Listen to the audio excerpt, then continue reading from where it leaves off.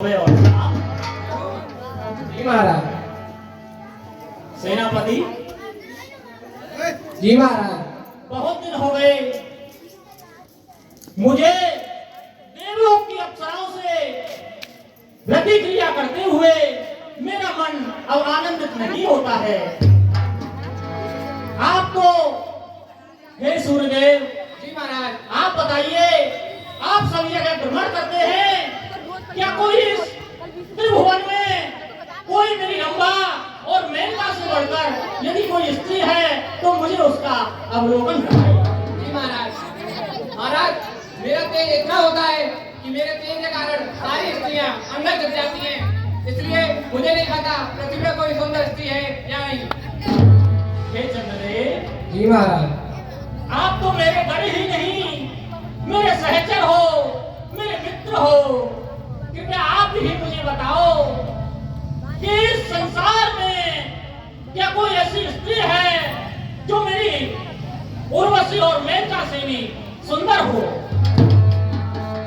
महाराज, मैं चंद्र जब अपनी शीतल किरणों को पृथ्वी पर डालता हूँ तो पृथ्वी की भिन्न भिन्न सुंदर स्त्रियां वहां उन किरणों में भ्रमण करती हैं, किंतु उस पृथ्वी पर एक ऐसी अलौकिक सुंदर स्त्री है जो आपके वरण योग्य है।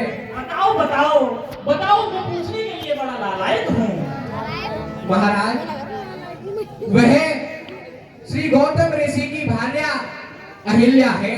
अहिल्या, जिनकी सुंदरता को देखकर संपूर्ण ब्रह्मांड डोल उठता है। मुझे ज्ञात हुआ कि अहिल्या की शादी मुझसे ही होने वाली थी, लेकिन ब्रह्मदेव ने ऐसा नहीं होने दिया, परंतु ये इंद्र आज उस अहिल्या से छल करेगा।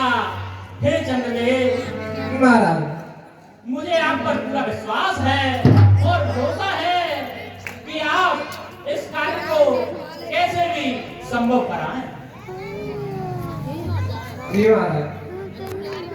महाराज, आपकी मन की जो भी दशा है, आपके जो भी विचार है, मैं उनमें संपूर्ण भाग लूंगा और आपके इन वचनों को पूरा कराने में पूरी सहायता करूंगा। कैसे कोई युक्ति बताओ कि गौतम ऋषि क्रोधित ना हो और मेरा काम हो जाए। आप तो मेरा स्वभाव जानते हैं चंद्रदेव। जी महाराज, इसके लिए एक विशेष युक्ति है। वो क्या है? महाराज, गौतम ऋषि जब प्रातः काल ब्रह्म मुहूर्त में गंगा स्नान के लिए जाते हैं, तब एक मुर्गा वहां मांग देता है, तो वह उन्हीं की सूचना के आधार पर प्रतिदिन स्नान के लिए जाते हैं। क्या बात है।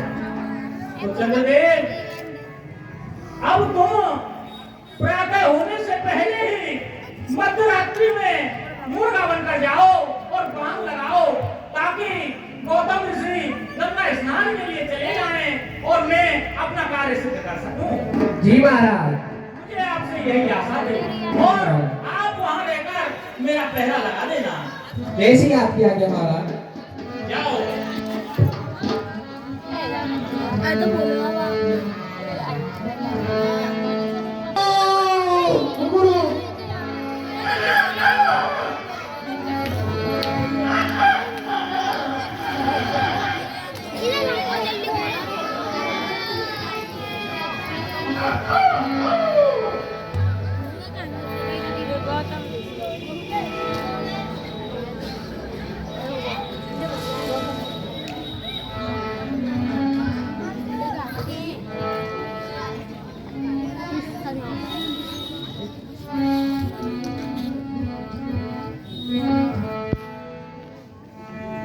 लगता है भोर हो गई है। मुर्गे ने अभी बांग लगाई, मुझे स्नान करने के लिए चलना चाहिए। देवी अहिल्या, देवी अहिल्या, देवी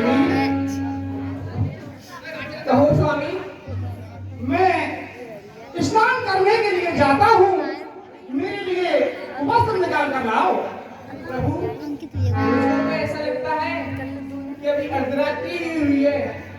नहीं देवी, अभी मैंने मुर्गे की बांग सुनी। ये हर रोज का क्रम होता है। मैं मुर्गे की बांग सुनकर ही उठता हूँ और स्नान के लिए जाता हूँ। इसलिए तुम शायद निद्रा में होगी, तुमने नहीं सुनी होगी। मैंने सुना है, तो मेरे वस्त्र निकाल कर लाओ, मैं स्नान के लिए जाता हूँ। जी प्रभु।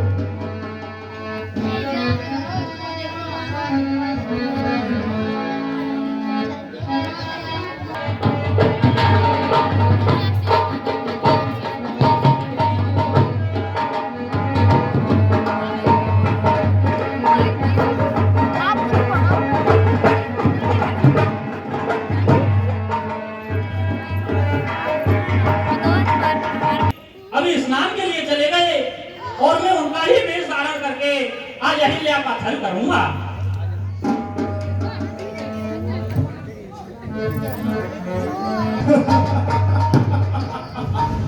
अरे वाह इंद्र वाह, तूने तो बिल्कुल गौतम ऋषि का वेश धारण कर लिया।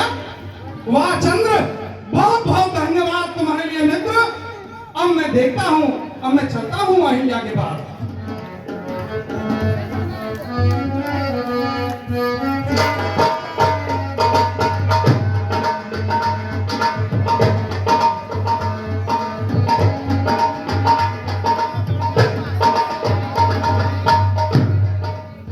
अहिल्या देवी, शायद तुम सही कह रही थी। मुझे भी ऐसा भ्रम हुआ कि मुर्गे की बात मैंने शायद स्वप्न में सुनी थी। अभी तो अर्धरात्रि है, इसीलिए मैं जल्दी आ गया। चलो अभी विश्राम करते हैं। ठीक है स्वामी।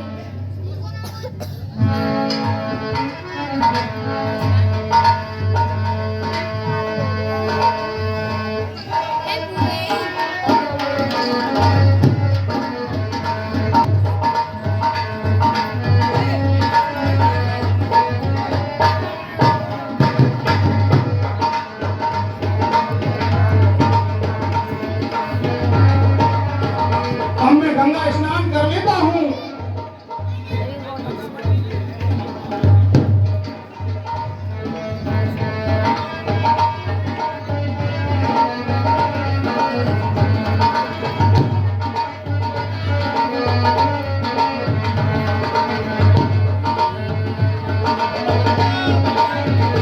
हर हर गंगे,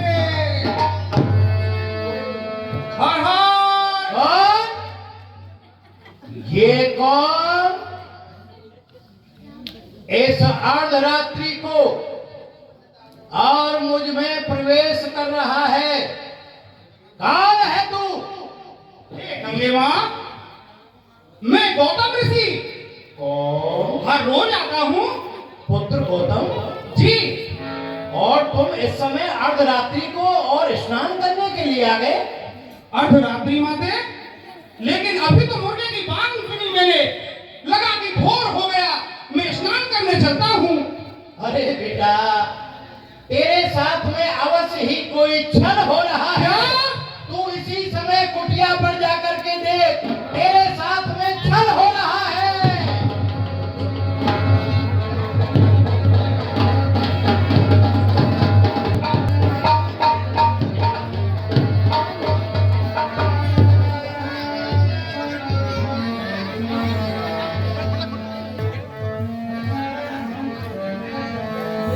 अरे ये क्या गौतम ऋषि आ गए? इंद्र, मैं समझ गया था जैसे ही गंगा लम्मा ने बताया कि ये तू ही हो सकता है। अरे दोस्त, तू आठों याम अम्बा मेनका स्वर्ग में पड़ा रहता है, लेकिन अब तो मन में इस तरह की बातें।